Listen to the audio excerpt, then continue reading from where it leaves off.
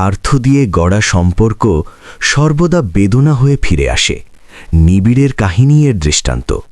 প্রেমিকা ওকে কপর্দক শূন্য ভেবে ত্যাগ করেছিল, তবে যখন সে ক্ষমতাশালী হল তখন সে নিজেই নিজের হতাশার মাঝে তলিয়ে গেল। নিবিড়ের শৈশব নিতান্তই আটপৌড়ে ঢঙে অতিবাহিত হয়েছিল, তথাপি নিয়তি ওকে ঈর্ষণীয় সব সুযোগ সুবিধা উপহার দেয়, যা অনেকেরই স্বপ্ন। 28 পেরোতেই যুবকটি এক শীর্ষস্থানীয় আইটি ফার্মে উচ্চ পদে নিযুক্ত হয়। ওর পূর্বপুরুষরা ওর খাতিরে বেশ কিছু জায়গা জমি উইল করেছিলেন, যে কারণে ওর যাপন বিলাসবহুল ছিল। নিবিড়ের ব্যক্তিত্ব ছিল অত্যন্ত সাদাসিধে। সে অন্যের প্রতি অন্যায় করত না, বরং সর্বদা পরোপকারে এগিয়ে যেতে আগ্রহী থাকত। ওর নিজস্ব বিশাল ফ্ল্যাট ছিল, দামি গাড়ি ছিল এবং তহবিলে অগাধ অর্থ ছিল। নিবিড়ের ধারণা হতো সৃষ্টিকর্তা ওর প্রতি সদয় আছেন এবং সে নির্দ্বিধায় দিন পার করছিল। তানিশা ছিল নিবিড়ের মহল্লায় বসবাসকারী এক মোহময়ী নারী, যার চোখ সর্বদা অন্যের ঐশ্বর্যের ওপর নিবদ্ধ থাকত। সে খেয়াল করত নিবিড় কী ভঙ্গিতে বিলাসবহুল বাইক হাঁকায়, কী ভঙ্গিতে বিদেশি পরিচ্ছদ গায়ে দেয়, আর কী ভঙ্গিতে ওর যাপন এক মহারাজার ন্যায়। তানিশার অন্তরে লালসার চারা ছিল, যা ক্রমে ক্রমে মহিরুহ পাল্টাচ্ছিল। সে বুঝত যে নিবিড় অত্যন্ত বোকা গোছের এবং ওকে অতি অনায়াসেই নিজস্ব ফাঁদে আটকানো সম্ভব। তানিশা নিবিড়ের দৃষ্টিতে নিজকে অত্যন্ত পুণ্যবতী ও লাজুক নারী রূপে জাহির করেছিল। সে নিবিড়ের সহিত সখ্যতা পাতাতে উদ্যোগী হল আর ক্রমে ক্রমে ওর হৃদয়ে নিজস্ব অবস্থান পাকা করে ফেলল। নিবিড়ের তানিশার সহিত সাক্ষাৎ করতে ভীষণ রুচত, কেননা সে ছিল অতি রূপবতী আর আলাপে অত্যন্ত পটু। তানিশা নিবিড়ের দৃষ্টিতে আদেও নিজস্ব প্রচ্ছন্ন মতলব ফাঁস করেনি। সে সর্বদা ওর দৃষ্টিতে একজন অনুরাগিনীর ন্যায় অভিনয় চালাত। নিবিড় ভাবত যে তানিশা সত্যিই ওকে চায়। কিছু সপ্তাহ বাদে তানিশা নিবিড়কে পরিণয়ের প্রস্তাব পাঠায়। নিবিড় অত্যন্ত আনন্দিত হল যে সে যেই রমণীকে চায় সেও ওকে জীবনসঙ্গী বানাতে ইচ্ছুক। সে বিলম্ব না ঘটিয়েই তানিশার আবদার স্বীকার করে। যুগল অতি জাঁকজমকভাবে গাঁটছড়া বাঁধল আর নিবিড় ভাবল ওর ভবিষ্যৎ এবার আরও অধিক রঙিন সাজবে। পরিণয়ের পর তানিশার প্রচ্ছন্ন চেহারা প্রকাশ পেতে আরম্ভ করল। সে নিবিড়ের সমীপে রোজ রোজ নিত্য নতুন ফরমাস জুড়ে দিল। কখনো ওর বিদেশি পরিচ্ছদ দরকার, কখনো অলঙ্কার, নতুবা কখনো অন্দরমহল গোছানোর বহুমূল্য আসবাবপত্র। নিবিড় ওর সঙ্গিনীকে প্রফুল্ল দেখতে আগ্রহী, বিধায় সে ওর তাবৎ ফরমাস পূরণ করল। তানিশা ওর সখীদের দৃষ্টিতে নিজস্ব আভিজাত্যের অহংকার ছড়াত। সে ওদের নামি দামি হোটেলে ভোজ করাত, ওদের নিয়ে কেনাকাটা সারত আর সর্বদা ওর জীবনসঙ্গীর ঐশ্বর্যের বড়াই ফলাত। নিবিড়ের তাতে বিন্দুমাত্র মাথা ব্যথা ছিল না, কেননা ওর তহবিলে তখনও অগাধ অর্থ ছিল। কাল অতিবাহিত হবার সঙ্গে সঙ্গে তানিশার ফরমাস অধিক স্ফীত হয়। সে এবার জলসা আয়োজন করত, বিলাসবহুল ফ্ল্যাটে স্থানান্তরিত হতে আগ্রহী আর প্রতি সপ্তাহে আনকোরা বাইক খুঁজত। তানিশার ব্যয়ের অনুপাতে নিবিড়ের উপার্জনে ঘাটতি দেখা দিতে লাগল। তানিশা ওর সখীদের দৃষ্টিতে অদ্ভুত একখানা ইমেজ বানিয়ে ফেলেছিল, যেন সে দারুণ বিত্তশালী আর ওর আয়ত্তে দুনিয়াবন্দী। সে কিছুতেই নিজস্ব উক্ত সম্মান ক্ষুণ্ণ হয়ে যেতে দেয়নি। তানিশার নিবিড়ের ওপরে বিন্দুমাত্র অকৃত্রিম অনুরাগ জন্মায়নি। সে কেবল ওর অর্থের লোভেই ওর ঘাড়ে ঝুলছিল। নিবিড় উক্ত ষড়যন্ত্রটা আঁচ করতে ব্যর্থ, আর সে ওর সঙ্গিনীর তাবৎ বাসনা বাস্তবায়নে সর্বদা মগ্ন রইল। একদা নিবিড় তানিশাকে জানাল যে বর্তমানে ওর তহবিলে পর্যাপ্ত অর্থশূন্য, তাই সে ওর তাবৎ ফরমাস পূরণে অক্ষম। সে বোঝাল যে ওর উপার্জন নির্দিষ্ট আর ওদের ব্যয় সীমানার ভেতরে মানানসই। তবে তানিশার উক্ত উক্তিটা বিন্দুমাত্র হজম হল না। সে ক্ষিপ্ত হয়ে শোনাল যে ওর সখীদের দৃষ্টিতে ওর দারুণ উঁচু একখানা সম্মান রয়েছে, আর সে সেটা ধূলিসাৎ হতে দেবে না। তানিশা চেঁচাল, নিবিড় যদি ওর প্রত্যাশা মেটাতে ব্যর্থ হয় তবে সে কিসের দায়ে ওর ঘাড়ে ঝুলবে। নিবিড় উপলব্ধি করানোর প্রয়াস চালালো যে সে তানিশাকে আদেও মিথ্যা বাক্য শোনাচ্ছে না, কেবল সামান্য সবুর করতে ডাকছে। অথচ তানিশা শুনল না, আর সে অতীতের তুলনায় অধিক ব্যয় বাড়িয়ে দিল। তানিশার একগুয়েমি আর অপচয়ের দরুন নিবিড়ের অর্থনৈতিক পরিস্থিতি শোচনীয় রূপ নিতে লাগল। ওর সেভিংস খাতায় ব্যালেন্স তলানিতে ঠেকছিল আর সে ধার করতে নিরুপায় হল। ওর জীবনসঙ্গীর অর্থনৈতিক স্থায়িত্ব কীরূপ সেটা ভেবে তানিশার বিন্দুমাত্র কোনো আক্ষেপ জন্মায়নি। সে কেবল ওর সখীদের দৃষ্টিতে নিজস্ব আভিজাত্য জাহির করত। নিবিড় অহর্নিশ পরিশ্রম চালাতে থাকল যেন সে ওর সঙ্গিনীর ফরমাস পূরণে যেতে। সে নিজস্ব শরীরেরও যত্ন নিতে ব্যর্থ হচ্ছিল। তানিশার স্ফীত হতে থাকা প্রত্যাশা নিবিড়ের যাপনকে জাহান্নাম বানিয়েছিল। তথাপি সে ওর সঙ্গিনীকে আরাধনা করত আর ওকে প্রফুল্ল দেখতে চাইত। হঠাৎ অফিসে নতুন নিয়মের দরুন নিবিড়কে ওর পদ থেকে অব্যাহতি দেওয়া হলো। উক্ত সংবাদ পেয়ে নিবিড়ের হৃদয় গুড়িয়ে গেল, কেননা বর্তমানে ওর হাতে উপার্জনের বিকল্প পথ খোলা নেই। সে তানিশাকে উক্ত বার্তা শোনাল আর বোঝালো যে বর্তমানে ওদের ব্যয় আটকাতে হবে। উক্ত বার্তা পেয়ে তানিশা ভীষণ ক্ষিপ্ত হল। সে চেঁচাল যে নিবিড়ের পদোন্নতি বাতিল হয়েছে কিনা সেটা সে বুঝবে না। সে কেবল বোঝে ওর বিলাসিতাগুলো বাস্তবায়ন দরকার। নিবিড় উপলব্ধি করানোর প্রয়াস চালালো যে সে বিকল্প পেশা ঘাঁটছে আর অনতি বিলম্বে পরিস্থিতি স্বাভাবিক হয়ে উঠবে। অথচ তানিশা ওর বিন্দুমাত্র বাক্য হজম করল না আর সে অতীতের ন্যায় অপচয় করতে থাকল। তানিশার একগুয়েমির দরুন নিবিড়কে ওর ফ্ল্যাট অবধি নিলামে তুলে ছাড়তে হলো। উক্ত বাসস্থানটি ওর পূর্বপুরুষের রেখে যাওয়া জায়গার একটা টুকরো এবং ওর স্মৃতিতে অত্যন্ত মূল্যবান ছিল। নিবিড় যখনই ফ্ল্যাট নিলামের প্রস্তাব পাড়ল তখনই তানিশা জানাল ওতে বিন্দুমাত্র আপত্তি নেই, ওরা লিজের ফ্ল্যাটে টিকবে। তানিশা কেবল নিজস্ব বাসনা বাস্তবায়নের চিন্তা মাথায় আনত। ওর জীবনসঙ্গীর কতটা যন্ত্রণা বাড়ছে সেটা নিয়ে ওর মোটেও মাথা ব্যথা জাগত না। ফ্ল্যাট নিলামে তোলার বাদেও তানিশা ওর বদভাস বদলাতে রাজি হল না। সে নির্দ্বিধায় বিদেশি পরিচ্ছদ, অলংকার আর বিলাসবহুল আসবাবপত্র কিনেই চলল। নিবিড় আঁচ করেছিল যে তানিশা ওকে বিন্দুমাত্র চায় না, তথাপি সে নির্দ্বিধায় ওকে আরাধনা করত। নিবিড়ের হাতে যখনই বিন্দুমাত্র কানাকড়িও জমা অবশিষ্ট বাঁচল না, তখনই তানিশা ওর প্রচ্ছন্ন চেহারা উন্মোচন করল। একদা সে নিবিড়ের সমীপে দাঁড়িয়ে শোনাল যে সে আদেও ওর সংসারে টিকতে রাজি নয়। তানিশা নির্দ্বিধায় জানিয়ে দিল যে সে নিবিড়কে কেবল অর্থের লোভেই গ্রহণ করেছিল, আর বর্তমানে যেহেতু ওর হাতে কিছুই অবশিষ্ট নেই, বিধায় ওকে ওর কোনো দরকার নেই। উক্ত বাক্য হজম করে নিবিড়ের হৃদয় ভীষণ চূর্ণ হয়ে পড়ল। সে হজম করতে ব্যর্থ হচ্ছিল যে যেই রমণীর খাতিরে সে নিজস্ব সর্বস্ব খুইয়ে বসল, সে ওর প্রতি এতটা নিকৃষ্ট আচরণ দেখাচ্ছে। তানিশা নিবিড়কে কপর্দকশূন্য ও কাঙাল গালি দিয়ে কক্ষ ছেড়ে পালাল। নিবিড় নিঃসঙ্গ বনে পড়ল আর সে আঁচ করল যে তানিশা ওকে স্রেফ কাজে লাগিয়েছে। তানিশা কেটে পড়ার বাদে নিবিড়ের যাপন আদ্যপ্রান্ত পাল্টে বসল। ওর হাতে না বাঁচল নিজস্ব ফ্ল্যাট, না পেশা আর না কানাকড়ি অর্থ। সে পথে পথে ভেসেল চষল আর নিজস্ব ক্ষুধা নিবারণের খাতিরে দিনমজুরের খাটুনি খাটতে আরম্ভ করল। সে অন্ধকারে বাসস্ট্যান্ডের বেঞ্চিতেই রাত কাটাত। নিবিড় আদেও কল্পনাতে আনেনি যে ওর যাপন এতটা শোচনীয় রূপ নেবে। তথাপি সে ধৈর্য হারায়নি আর অমানসিক খাটুনিতে নিজস্ব লড়াই চালিয়ে বাঁচছিল। বিপরীতে তানিশা ওর পৈতৃক নিবাসে ফিরে পালায় আর সখীদের সমীপে বানোয়াট গল্প বানিয়ে পরিস্থিতি ধামাচাপা দিচ্ছিল। সে ওদের শোনাত যে নিবিড় পেশার তাগিদে ভিন দেশে পাড়ি জমিয়েছে আর অনতিবিলম্বে ফিরে দাঁড়াবে। তানিশার আতঙ্ক জাগত যে বাস্তবটা ফাঁস হলে ওর সখীরা ওকে ঘিরে তামাশা বানাবে। সে তখনও বিদেশি পরিচ্ছদ গায়ে চাপাত আর নিজস্ব আভিজাত্যের নাটক চালিয়ে যেত। তানিশার আয়ত্তে নিবিড়ের অর্থে জোগাড় করা কতিপয় অলংকার ও শাড়ি বাঁচানো ছিল, যেগুলো বেচে সে যাপন টানত। সে বিশ্বাস করত যে সে শতভাগ সঠিক সিদ্ধান্ত নিয়েছে আর নিবিড়ের মতো পুরুষের ঘাড়ে ঝুলে বিন্দুমাত্র ফায়দা ছিল না। একদা তানিশা ওর সখীদের দলবল নিয়ে বাসস্ট্যান্ডে এক কাজিনকে আনতে দৌড়াল। যখনই সে ফুটপাতে অপেক্ষারত ছিল তখনই ওর চোখ নিবিড়ের দিকে আটকে গেল, যে কিনা ঠেলাগাড়ি টানছিল। নিবিড়ের পরিস্থিতি এতটা শোচনীয় আবিষ্কার করে তানিশা ভীষণ উল্লসিত হল। সে ওর সখীদের নিবিড়কে দেখিয়ে ওকে ঘিরে তুমুল তামাশা জুড়ল। তানিশা ওর সখীদের চেঁচিয়ে শোনাল, তাকাও, ওই যাচ্ছে আমার ফকিন্নি জীবনসঙ্গী, যে অতীতে ধনকুবের সাজার নাটক ফলাতো আর বর্তমানে ঠেলাগাড়ি ঠেলছে।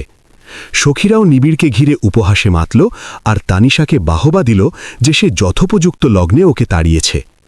তানিশার ধারণা পাকাপোক্ত হল সে দারুণ যুগান্তকারী পদক্ষেপ বেছেছে, আর নিবিড়ের ন্যায় পুরুষের পাল্লায় ওর ভবিষ্যৎ নষ্ট হয়ে বাঁচত। অকস্মাৎ উক্ত লগ্নে বাসস্ট্যান্ডে একটা বাস ব্রেক কষল, আর ভেতর হতে রহমত আলী পরিচয়ের এক বৃদ্ধ ভদ্রলোক নামলেন। রহমত আলী এক স্বনামধন্য শিল্পপতি ছিলেন, যিনি প্রজেক্টের খাতিরে অত্রনগরে পা রেখেছিলেন। তিনি যখনই ঠেলাগাড়ির খোঁজে হাঁক ছাড়লেন, নিবিড় বিনা বাক্যব্যয়ে ওনার সমীপে দৌড়াল আর জানাল যে সে ওনাকে আকাঙ্ক্ষিত গন্তব্যে পৌঁছে দিতে সক্ষম। রহমত আলী যখনই নিবিড়ের চেহারা আবিষ্কার করলেন, তখনই তিনি চমকে উঠলেন। ওনার স্মৃতিতে নিবিড়ের অবয়বটা অত্যন্ত পরিচিত বলে মনে হচ্ছিল। রহমত আলী নিবিড়কে তীক্ষ্ণ দৃষ্টিতে স্ক্যান করলেন আর অতঃপর ওর পিতার পরিচয় টেনে প্রশ্ন ছুড়লেন যে সে ওই ব্যক্তিরই সন্তান কিনা। নিবিড় বিস্মিত বনে ভাবল যে উক্ত অচেনা ভদ্রলোক ওর পিতাকে কি করে চেনে। রহমত আলী নিবিড়কে পরিষ্কার করলেন যে তিনি ওর পিতার বাণিজ্যিক পার্টনার ছিলেন আর ওকে শৈশব থেকেই চেনেন। তিনি স্মরণ করালেন যে নিবিড়ের পিতা ওর নামে বিশাল অঙ্কের সম্পদ উইল করে গিয়েছিলেন, তবে সেইরূপ দুর্দশায় কিভাবে? নিবিড় বিন্দু বিসর্গও ধরতে ব্যর্থ হচ্ছিল যে রহমত আলী কিসের ইঙ্গিত দিচ্ছেন। সে শোনাল যে ওর পিতা ওকে যতটুকু উত্তরাধিকার বুঝিয়েছিলেন ওসব সম্পূর্ণ উবে গিয়েছে, আর বর্তমানে ওর হাতে কানাকড়িও অবশিষ্ট নেই।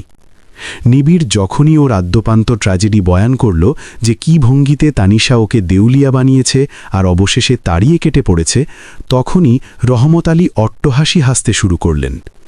নিবিড় বিন্দুমাত্র আঁচ করতে পারল না যে রহমত আলী ওর বেদনার কাহিনী শুনে কি জন্য হাসছেন। রহমত আলী নিবিড়কে খোলাসা করলেন যে ওর পকেটে যতটুকু অর্থ বেঁচে ছিল সেটা ওর প্রকৃত সাম্রাজ্যের 1% ছিল না। তিনি শোনালেন যে নিবিড়ের প্রকৃত উত্তরাধিকার গ্লোবাল মার্কেটে বিনিয়োগকৃত কর্পোরেশনে লুকানো, যে ব্যাপারে ওর বিন্দুমাত্র কোনো ধারণাই নেই। রহমত আলী পরিষ্কার করলেন যে নিবিড়ের পিতা ওনার উপরে আস্থা রেখে নিজস্ব তাবৎ এস্টেট ওনাকে সমর্পণ করেছিলেন আর বলেছিলেন যে নিবিড়কে স্বাবলম্বী হতে দাও। এ কারণেই নিবিড়কে কেবল যৎসামান্য উত্তরাধিকার বুঝিয়ে দেওয়া হয়েছিল যেন সে নিজের রোজগার টানতে পারে। রহমত আলী বললেন যে এবার লগ্ন এসেছে নিবিড়কে ওর পৈতৃক সাম্রাজ্যের ব্যাপারে জানানোর। উক্ত বার্তা গিলে নিবিড় নির্বাক বনে দাঁড়াল আর সে হজম করতে ব্যর্থ হচ্ছিল যে এসব সত্যি। রহমত আলী নিবিড়কে আশ্বস্ত করলেন যে তিনি ওকে নিজস্ব কর্পোরেট হেডকোয়ার্টারে নিয়ে যাবেন আর বাস্তবে প্রমাণ দেখাবেন। আগামী প্রভাতে নিবিড় রহমত আলীর সহিত এক বিশাল কর্পোরেট টাওয়ারে পা রাখল, যেথায় মুখ্য কর্ণধার হিসাবে ওর পরিচয় খোদাই করা ছিল। নিবিড় হজম করতে ব্যর্থ হচ্ছিল যে উক্ত রাজত্ব ওর। রহমত আলী ওকে তাবৎ লিগ্যাল ডকুমেন্টস যাচাই করালেন আর শোনালেন যে সে বিলিয়ন বিলিয়ন ডলারের অধিপতি। নিবিড়ের নেত্রে অশ্রু বড়িয়ে নামল যখনই সে আঁচ করতে শিখল যে সে কতটা বড় ধনকুবের। রহমত আলী নির্দেশ দিলেন যে বর্তমানে নিবিড়ের নিজস্ব প্রকৃত যাপন আরম্ভ করা ফরজ, আর ওর অতীতে কি ঘটেছিল সেটা মুছে ফেলা উচিত। নিবিড় রহমত আলীকে সাধুবাদ জানাল আর কথা দিল যে সে চিরকাল ওনার সমীপে ঋণী থাকবে। নিবিড় প্রারম্ভে যেই পদক্ষেপটি বাঁচল সেটা হলো সে ওর পূর্বের ফ্ল্যাটটি পুনরায় কিনে ফেলল। উক্ত বাসস্থানটি বর্তমানে ভিন্ন কোনো ব্যক্তির মালিকানায় বিক্রিত, তথাপি নিবিড় দ্বিগুণ মূল্য অফার করে ওটা পুনরায় কিনে নিল। নিজস্ব ঠিকানায় পা রেখে নিবিড় ভীষণ প্রশান্তি কুড়ল। সে অন্দরমহল ঘষে মেজে ঝকঝকে বানাল আর সব কিছুকে অতীতের ন্যায় করে তুলল। নিবিড় নিজস্ব পরিচ্ছদেও আপডেট আনল আর পুনরায় এক বিত্তশালী যুবকের ন্যায় অবারব ধারণ হয়ে গেল। তবে নিবিড়ের হৃদয়ে বর্তমানে আর অতীতের ন্যায় ফুর্তি বাঁচল না, কেননা তানিশার বেইমানি ওকে নিদারুণভাবে ক্ষতবিক্ষত বানিয়েছিল। সে উপলব্ধি করে ফেলেছিল যে দুনিয়াতে এমন অমানুষও ঘুরে বেড়ায় যারা কেবল অর্থকে পুজো করে আর নিজস্ব ফায়দার খাতিরে অপরকে ব্যবহার করে। রহমত আলী নিবিড়কে ওদের কর্পোরেশনের তাবৎ প্রজেক্টের ব্যাপারে বিস্তারিতভাবে জানালেন।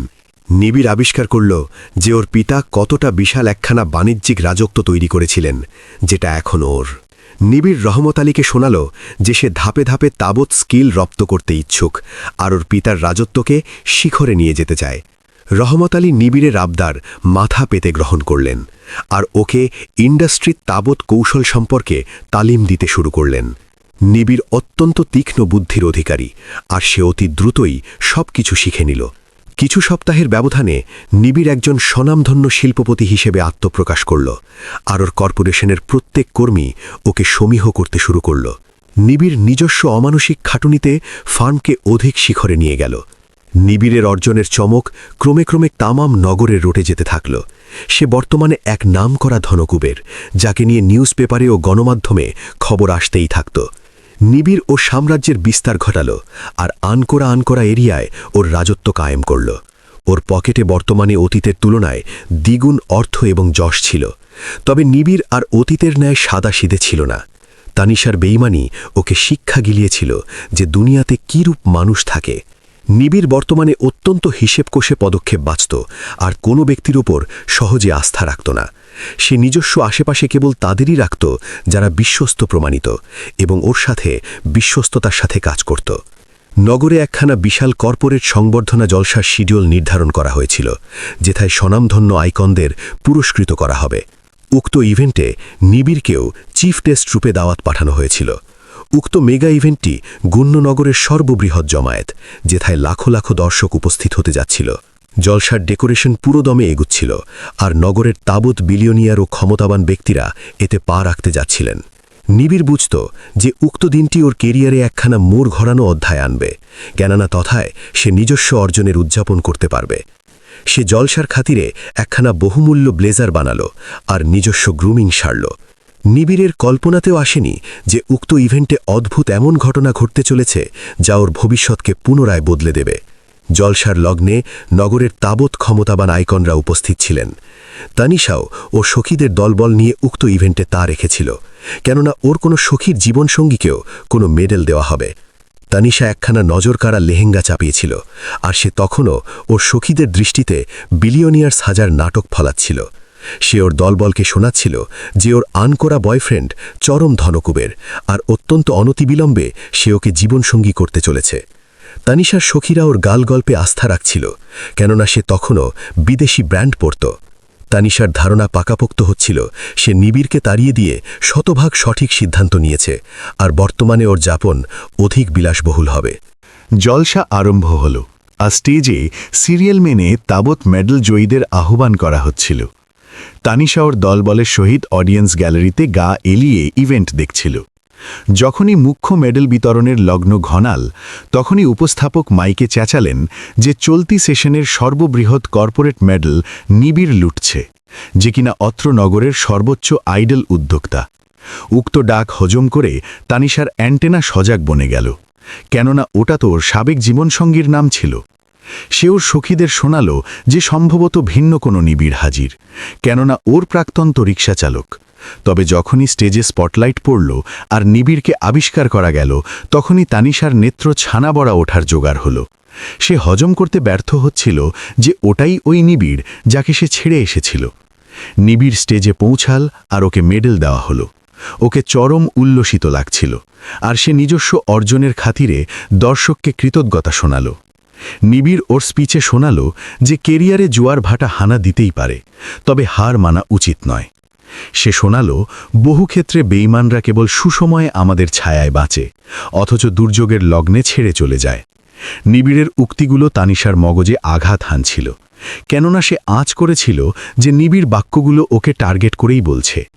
তানিশার সখীরা ওর চেহারায় অদ্ভুতভাবে চোখ আটকে রেখেছিল, কেননা ওরা তানিশার মুখে নিবিড়ের ব্যাপারে কুৎসা গিলেছিল। তানিশা আঁচ করে ফেলল যে সে কতটা ভয়াবহ ভুল করেছে। জলসা ভাঙার বাদে তানিশার সখীরা ওকে জেরা ছুড়তে আরম্ভ করল যে ওটাই কি ওই নিবিড় যার পিছনে সে সর্বদা বদনাম করত। তানিশার ডিকশনারিতে বিন্দুমাত্র জবাব বাঁচল না আর সে অপমানে মাথা নিচু করে ফেলল। ওর সখীরা ওকে তুলোধুনো করল আর শোনাল যে সে কতটা জঘন্য আহাম্মকির কাজ করেছে। তানিশা ফিল করতে শিখল যে নিবিড় কতটা যত্নশীল জীবনসঙ্গী প্রমাণিত আর সে ওর প্রতি কতটা খারাপ ব্যবহার করেছিল। সে হিসাব কষতে বসল যে সে যদি নিবিড়ের সংসারে টিকত, তবে বর্তমানে সে এক ধনকুবেরের রানী হতো। তানিশা নিজস্ব ভুল বুঝতে পারল, অথচ ততক্ষণে বহু দেরি হয়ে গেছে। সে হাউমাউ জুড়ল। আর ও দলবল ওকে ত্যায্য করে চলল, কারণ তারা ওকে নিয়ে লজ্জিত ছিল। তানিশা মেরুদণ্ড সোজা করে নিবিড়ের সহিত সাক্ষাৎ করার সিদ্ধান্ত নিল। সে ওর টাওয়ারে পৌঁছাল আর ফ্রন্ট ডেস্কে নিজস্ব পরিচয় শোনাল। নিবিড় যখনই মেসেজ পেল যে তানিশা ওর সহিত মিট করতে ইচ্ছুক, তখনই সে অবাক হল। সে তানিশাকে নিজস্ব রুমে ঢুকতে বলল। তানিশা যখনই নিবিড়ের রুমে পা রাখল, তখনই সে আবিষ্কার করে হতভাগ হয়ে গেল যে নিবিড় কতটা রাজকীয় হালে আছে। নিবিড়ের ওয়ার্কস্পেসটি ছিল বিশাল আকৃতির ও মোহনীয়, আর তথায় বহুমূল্য আসবাবপত্র দিয়ে সাজানো ছিল। তানিশাকে আবিষ্কার করে নিবিড়ের নেত্রে যন্ত্রণা উকি মারল, তথাপি সে শান্তই রইল। তানিশা নিবিড়কে জানাল যে সে ওর চরণে মাফ ভিক্ষা খুঁজছে আর পুনরায় ওর সংসারে ফিরে আসতে চায়। নিবিড় তানিশার উক্তি পিনপতন নীরবতায় হজম করল আর অতঃপর ওকে উত্তর দিল। নিবিড় শোনাল যে তানিশা ওর প্রতি জঘন্য নিকৃষ্ট আচরণ চালিয়েছে আর ওকে ব্রহ্মাণ্ডের সর্বাধিক নোংরা কৌশলে তাড়িয়ে প্রত্যাখ্যান করেছে। নিবিড় জানাল যে তানিশা ওকে আরাধনা করেনি, উল্টো কেবল ওর অর্থকে ভালোবেসেছিল। সে শোনাল যখনই ওর পকেটে ব্যালেন্স জুটত না, তখনই তানিশা ওকে ফকিন্নি গালি দিয়ে ছেড়ে গিয়েছিল। নিবিড় তানিশাকে জানাল যে সে বর্তমানে ওকে মাফ করে দিতে সক্ষম, তবে ওর সহিত পুনরায় জোট বাঁধতে নারাজ, কেননা ওর বিশ্বাস চূর্ণ হয়ে গেছে। নিবিড় শোনাল যে তানিশা কেবল ওকে প্রতারণাই উপহার দেয়নি, ওর ইমোশনের সহিত খেলা করেছে। নিবিড় তানিশাকে ওয়ার্নিং দিল যে সে কামনা করে তানিশা যেন আজীবনের খাতিরে ওর জীবন থেকে বিদেয় হয়। উক্ত নির্দেশ গিলে তানিশা হাউমাউ করে কাঁদতে লাগল, তবুও নিবিড়ের বরফ গলল না। নিবিড় তানিশাকে চরমপত্র দিল যে সে যেন ওর রুম হতে বিদেয় নেয় আর ভবিষ্যতে বিন্দুমাত্র ওর ছায়ায় দেখা করতে না আসে। তানিশা আজ করে ফেলল যে বর্তমানে আর মিরাকল ঘটা অসম্ভব, আর নিবিড় ওকে কখনো ক্ষমা করবে না। সে ডুকরে কাঁদতে কাঁদতে নিবিড়ের রুম ত্যাগ করে হাঁটা ধরল আর ডিরেক্ট নিজের ঠিকানায় চলে গেল। তানিশা নিজস্ব পাপের ভয়াবহতা ফিল করতে বাধ্য হচ্ছিল, অথচ ততক্ষণে বহুদূর দেরি হয়ে গেছে। সে হিসাব কষতে বসল যে সে যদি নিবিড়ের সহিত ভদ্র আচরণ মেলাত আর ওর সম্মান রাখত, তবে বর্তমানে সে কতটা খুশি থাকত। তানিশা উপলব্ধি করে ফেলেছিল যে নিবিড় প্রমাণিত একখানা কোহিনূর রত্ন, যাকে সে জঞ্জালের ন্যায় ছুঁড়ে ফেলেছিল।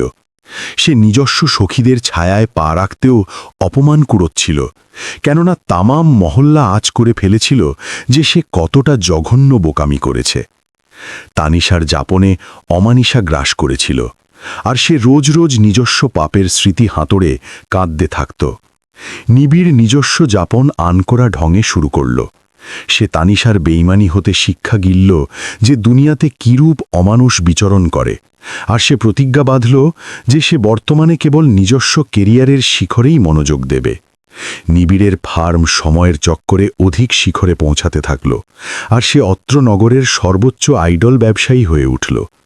নিবিড় রহমত আলীকে নিজস্ব মেন্টর হিসেবে গ্রহণ করল, আর ওনার ছায়া হতে বাণিজ্যের সমান্তরালে যাপন ফিলোসফিও বিস্তর মাত্রায় শিখল। নিবিড় উপলব্ধি করতে সক্ষম হয়েছিল যে অকৃত্রিম প্রেম ব্যাংক ব্যালেন্সে বাঁচে না, বরঞ্চ আত্মার গহীনে থাকে। তানিশা ওকে একখানা যুগান্তকারী লেসেন গিলিয়েছিল যে কোনো ব্যক্তির কাঁধেই অন্ধের ন্যায় ভরসা রাখা উচিত নয়। নিবিড়ের আখ্যানটি একখানা জ্বলন্ত দৃষ্টান্ত প্রমাণিত যে কেরিয়ারে আদেও গিভ আপ করা মানায় না, আর সর্বদা দৌড়ানো ফরজ, কেননা দুর্যোগের অমানিসার বাদে সুসময়ের ভোর নিশ্চিত আসে।